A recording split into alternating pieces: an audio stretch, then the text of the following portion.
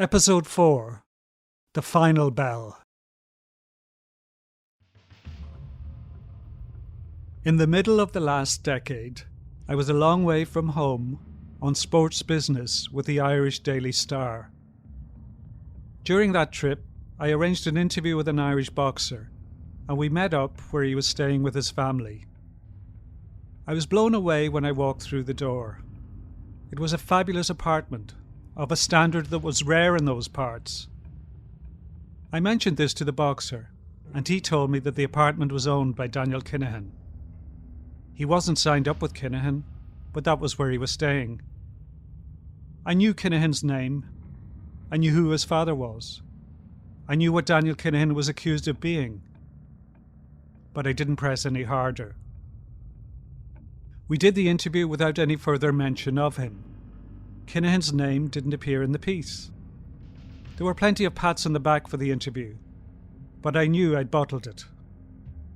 Getting into the Kinahan story meant going into unfamiliar territory, places I'd never been before and didn't particularly want to go. But the lost story nagged at me. That was the impetus to start digging.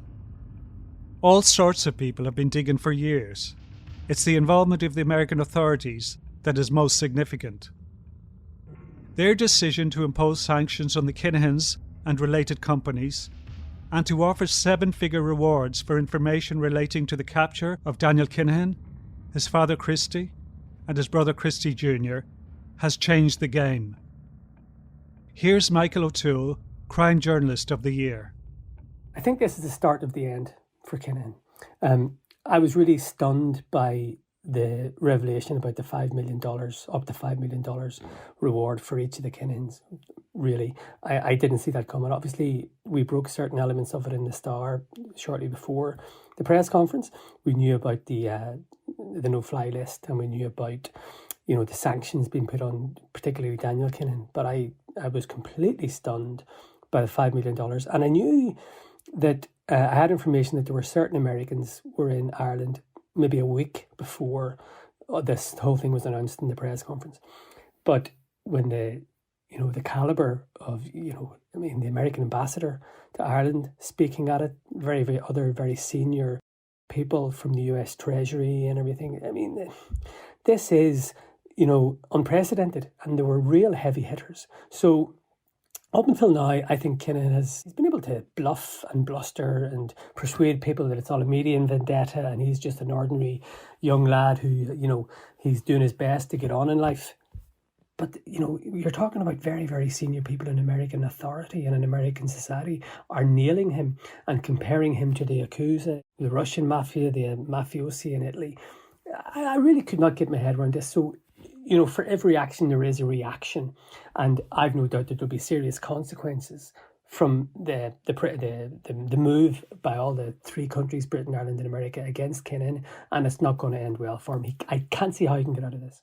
I think that the buzzword is exponentially. The chances of Kinnahan being kicked out of Dubai have increased exponentially because of the measures that have been announced by the international authorities. This really is a game changer. I just find it hard to see how he can survive, but I also find it hard to see how Dubai can possibly ignore this. They can largely ignore Ireland, and they have largely ignored Ireland.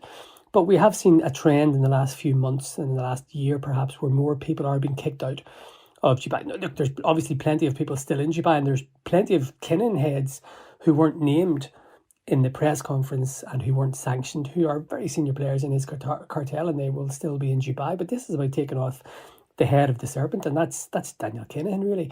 And I just think that, Dubai will be able to shrug us off or act slowly or not be as fast as they could, but it is a completely different matter when it comes to dealing with America.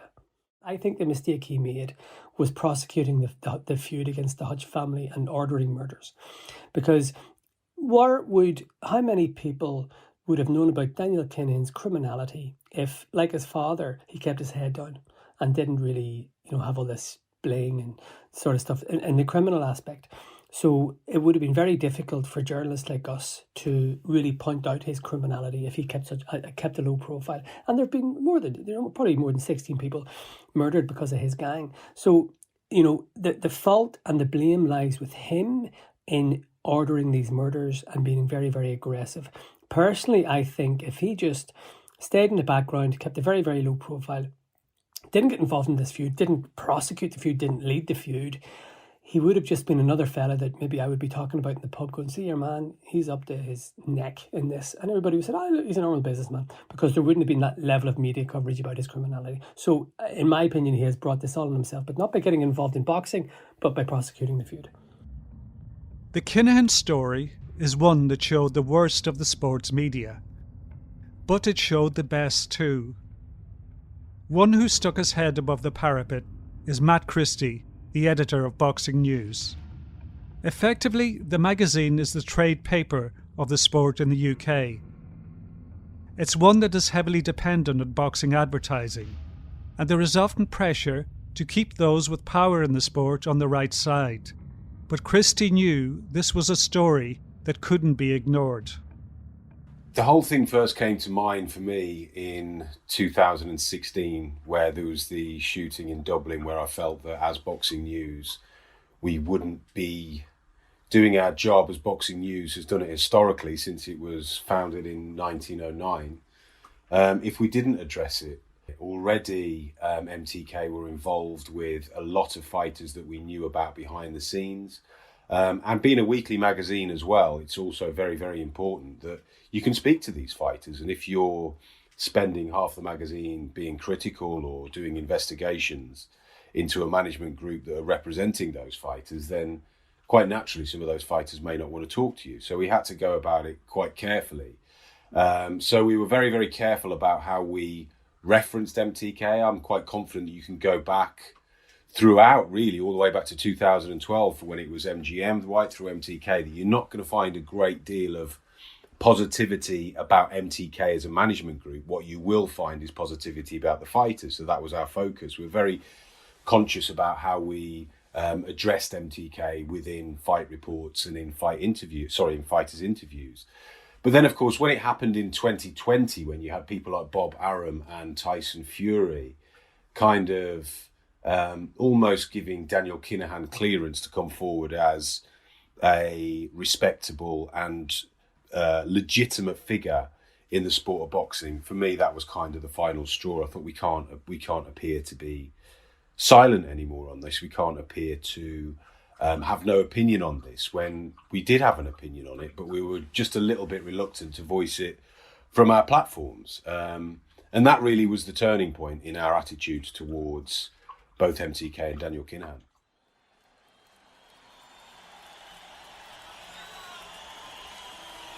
Maybe it was down to Raging Bull. It could even have been Rocky. But filmmakers became obsessed with boxing during the 1980s. From John Huston to Martin Scorsese, from Brian De Palma to Robert Wise, so many directors have been drawn to the fight game over the years. There was one who was obsessed with joining that company, so he became a regular on big fight nights, wangling a backstage pass so he could get an inside view of a strange old business. There was one night where he got lost, wandering corridors in the bowels of a vast arena. He opened one door and found a boxer on his knees, praying with a priest. He opened another door and came upon two sharp-dressed young men, hoovering cocaine off a table piled with wads of banknotes. He left with the germ of an idea. That was how to start his boxing film. That summed up boxing. That filmmaker is from Dublin. The boxer and priest are Irish. The fight was in Ireland. The story is from decades ago, but it carries an echo. The best writer in the boxing game is currently Donald McRae of The Guardian. The South African has turned his attention to Ireland too, with his book In Sunshine and in Shadow, a look at the impact of boxing north of the border. McRae's most celebrated book on boxing came out in 1996, and traced his own personal journey into the sport. For a title, he chose 2 words: dark trade. But the rise of Kinnahan and the way he was welcomed raises a question. Is it now a darker trade than ever? I think it is. When that book came out in 96, the title, I think, was apt because boxing fundamentally is a business. It's a murky, dirty business. It's about money. And there's a darkness to it because in their quest to make money, people who control boxing don't actually care how that money is made. As long as their pockets are lined, they will continue to do quite negative and dark things. Some people said to me, oh, but this is how boxing has always been. You only have to go back to the 1930s and the 1940s in Chicago, in New York, in the US, when the mafia were heavily involved in boxing. And so some would say, well, this is just boxing. Who cares? It's the same old thing. Why are you getting bothered now? So that was in the 1990s. But I think what has happened with the Kinnahan saga and the way in which the US enforcement agencies have been so clear in what they think he is involved in makes me think it is a far, far darker business at the moment. And certainly the last few years for me have been it will certainly have been the most depressing I've ever known within boxing. Hopefully there's a chink of light now because I think Kinahan's direct involvement in boxing, certainly by people who know more than me, they all suggest that is over. But yeah, it's darker than it's ever been, and we can only hope that somehow enough change is made to give back a little light to a sport that actually also does a lot of good. Sandra Vaughan is the former CEO of MTK Global, the company owned by Kinnahan for many years and one where he still acted as an advisor to many of their fighters. Professional boxing has gone down the road of moving away from traditional media and embracing podcasters and YouTubers. Some of them are actually financed by various boxing bodies, so hard questions aren't likely to be on the agenda. In 2020, Vaughan gave an interview to IFL TV, a YouTube outfit with close ties to MTK. At one stage, she talked about the perception of Kinnahan in Ireland, and especially in the Irish media. This is what Vaughan had to say. They are going to have at some point acknowledged the fact that, as I say, whether they like it or not, people like Bob Arum, Frank Warren, Eddie Hearn, all of these big fights will happen because of Daniel Kinahan. That is fact. The other part is fiction. I don't know whether it is the Irish mentality, but at some point, would you not be proud that someone from inner city Dublin is actually sitting at the table with that level of organisation making fights? For Ireland, would you not be proud of that? Would you not be proud that someone has got out of that inner city life and made a huge success? That's what Vaughan had to say. We all know by now who Daniel Kinahan is and what he is. Many in boxing don't care and never cared. Some others, like Sandra Vaughan, painted him as a working class hero. Go to the Five Lamps. Walk the streets around there where the blood was spilled. Would you not be proud? Last year, I spoke to Thomas Hauser, one of boxing's greatest writers, and the man who wrote the definitive biography of Muhammad Ali. At one stage, Daniel Kinahan came up in our conversation. Hauser knows his boxing history, and he dismissed out of hand the notion that the past can excuse where the sport is now. This is what he said to me. You can also justify slavery and say it's in the Bible. If you look at Leviticus, there's a chapter and verse that justifies slavery. It was used for centuries by the church to prop up slavery. What used to happen can't be used to justify what's happening now. Even though boxing's image has taken a battering at regular intervals for decades, Donald McRae feels Kinahan's involvement has hurt it grievously. In terms of the larger damage that has been done to boxing, I think the reputational damage has been significant. Boxing has always been dismissed as being part of the red light district of sport, where the worst things happen in sport are allowed to happen in boxing. But I think this actually took us to an even darker place. And when people outside of boxing actually heard and began to understood that boxing had not only turned a blind eye to Daniel Kinahan, but had welcomed him into boxing with open arms, I think that just made people outside of boxing who constantly knocking it and would like to see it abolished, they had even more fuel to the fire, that they could say, this actually sums up what boxing is. It's utterly lawless. So I think the reputational damage to battered business anyway was significant. There are plenty in boxing who lament MTK's passing. They argue that the company treated boxers, trainers and employees far better than others in the fight game. That is an indictment of boxing, though. Many say the same thing about Kinnahan. When someone with Kinahan's background is described as one of boxing's good guys, then the sport has a problem. This should be a pivotal crossroads for professional boxing. This should be an opportunity for serious reform. I think the people in the boxing bubble do have a kind of almost self-righteous, almost inflated view of how healthy the sport is. And I think you can look at an event like Tyson Fury versus Dillian Whyte, and what I would say, that is not evidence of a healthy sport. It's evidence of how healthy the sport could be if it did things correctly. And I think, will we get another event like that this year in this country where you'll get 94,000 people there? Perhaps if Tyson Fury goes back on what he's currently saying he's going to retire. Perhaps if Anthony Joshua and Usyk fight over here. But really, you're talking at the most 3 or 4 events a year of that size. Whereas I think a few years ago, the sport could be doing. In fact, no. Let me rephrase that completely. Whereas I think if the sport had everything in order, that it could be doing that maybe once a month. And this isn't necessarily a Daniel Kinahan question. It's not anything to do with the issue of damage to fighters. It really is a question of the fact that I don't believe for one second that boxers were better 40 years ago.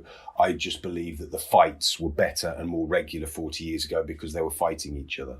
And I believe that until the sport can get some kind of system in place where the best will fight the best, then it's not going to be as big and it will continue to be marginalised. What doesn't help, of course, is when you do have figures like Daniel Kinahan kind of stealing the attention in a way. There were a lot of people suddenly interested in Tyson Fury versus Dillian Whyte from the media who would not have been interested in a million years if Daniel Kinahan was not a subplot to that fight.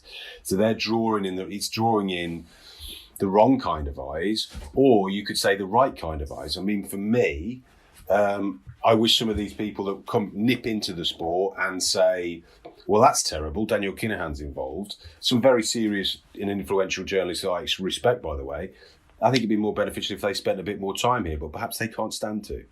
I don't believe at the time of you and I having this conversation now that we have any idea of the true long-term effects of this latest chapter in boxing's history.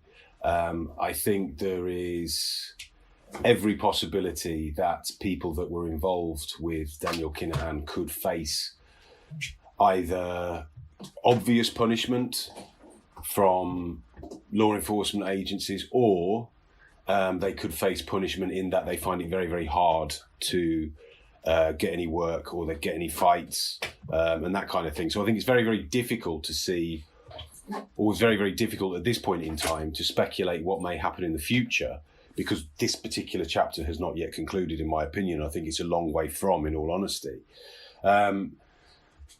The lessons have been there for boxing to learn pretty much since boxing began, in all honesty, and it's very, very rare that boxing does learn those lessons. I think that you will see the sport continue to make the same mistakes over and over again.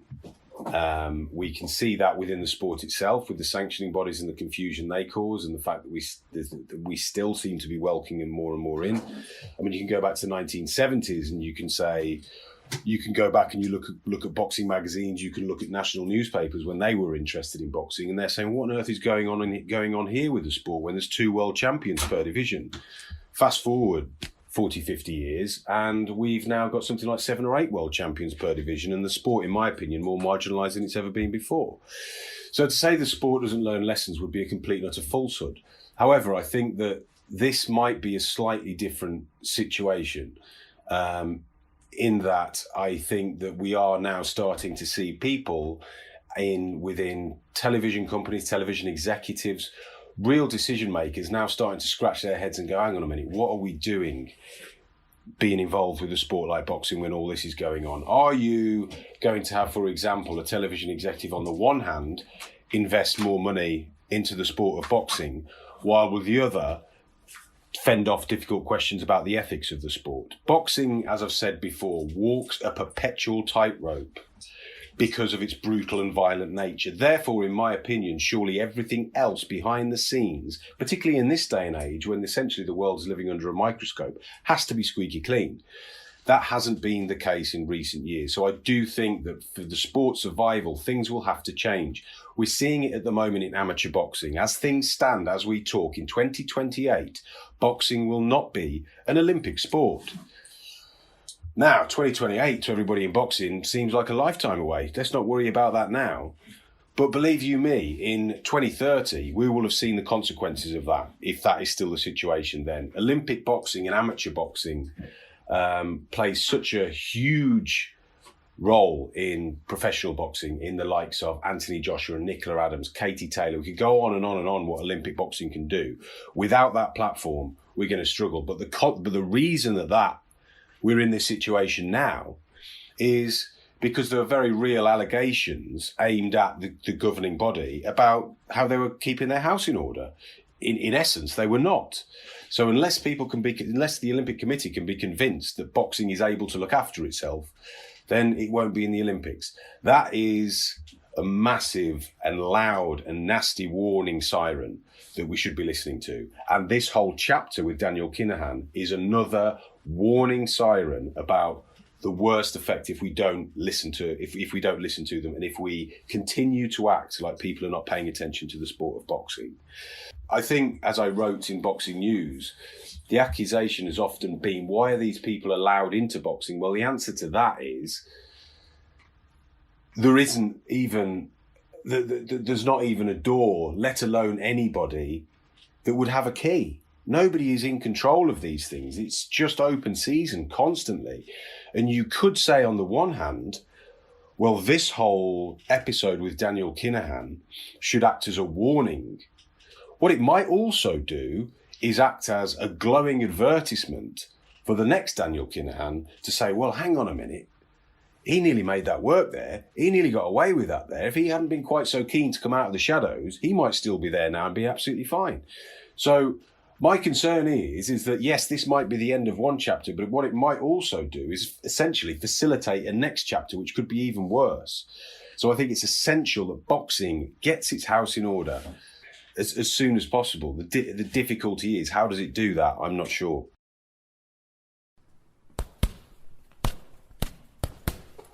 There is often a rawness and a truth to boxing people. That's a good thing, but it can be a dangerous thing too. It can lead us to sentimentalise the sport, to gloss over the parts that are ugly and unacceptable. When he asked questions in recent weeks around Kinahan's involvement in the sport, Donald McRae wasn't exactly welcomed with open arms.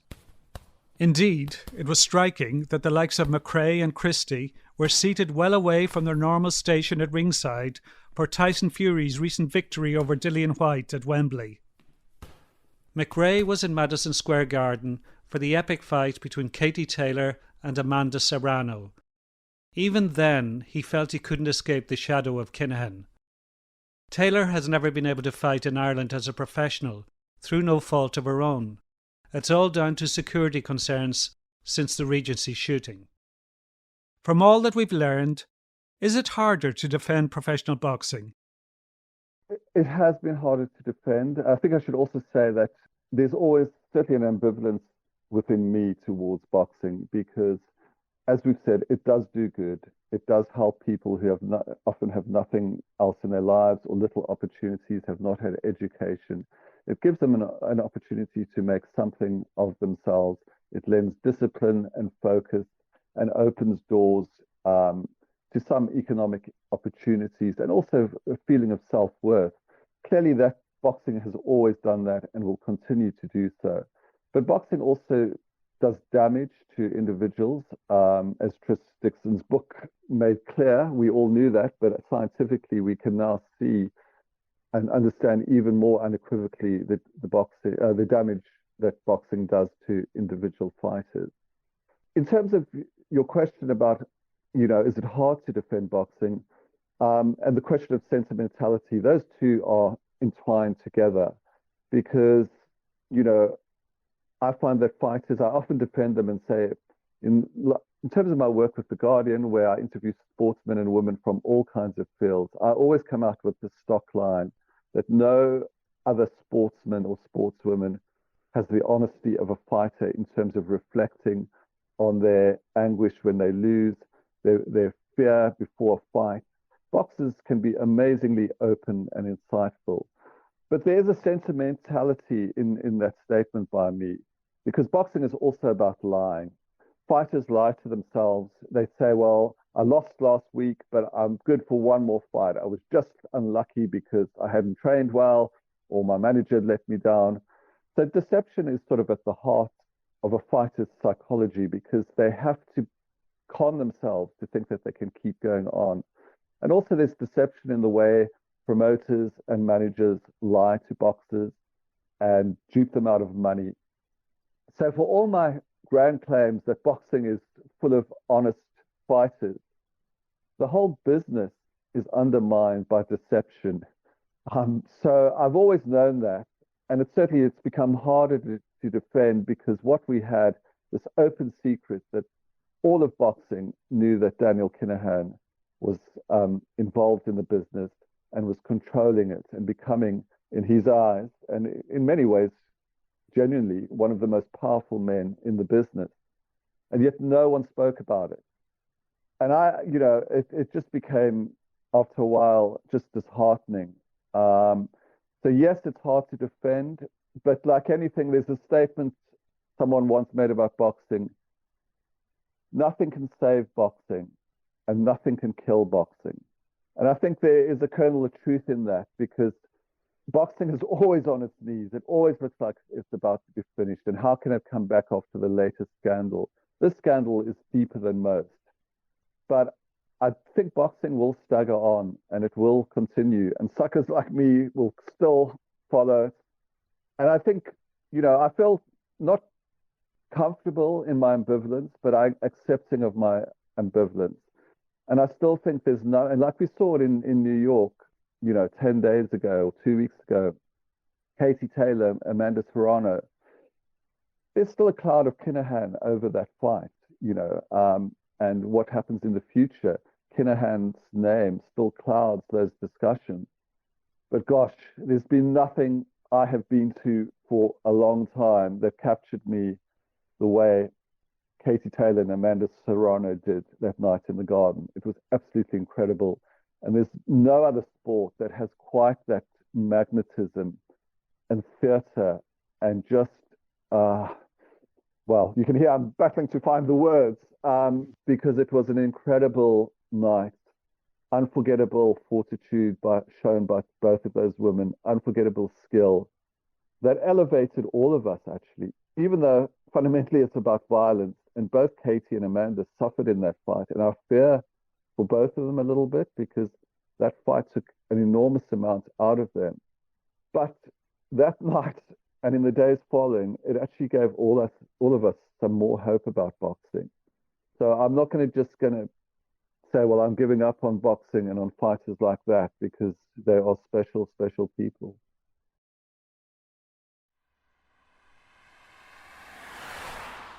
We're leaving the Five Lamps and wandering as night falls.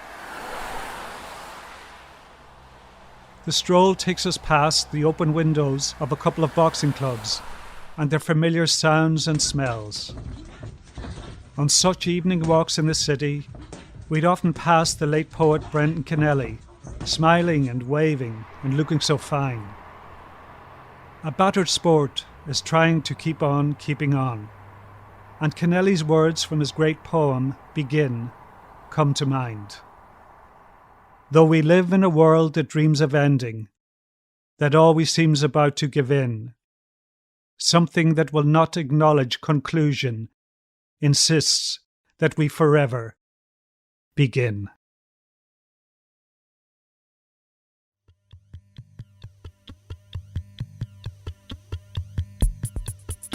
Shadowboxing is presented and written by Kieran Cunningham and produced by Kieran Bradley. Thanks to all the contributors and to Chris Heaney for additional music.